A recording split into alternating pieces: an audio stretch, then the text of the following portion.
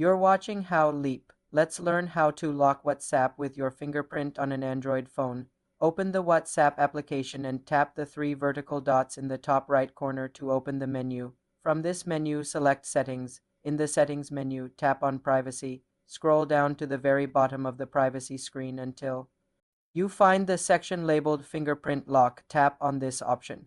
You will be prompted to authenticate with your existing phone unlock method, like your PIN or pattern.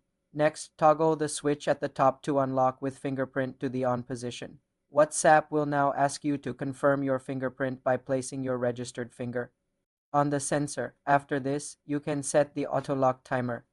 Choose from options like immediately, after 1 minute, or after 30 minutes. This determines how long WhatsApp stays open after you close the app before it requires your fingerprint again. Once enabled, every time you open WhatsApp, you will need to scan your fingerprint to access your chats.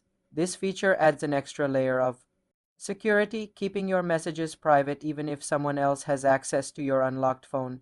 You can disable it anytime by returning to the same menu and toggling the switch off. For more simple computer tutorials, subscribe to the channel.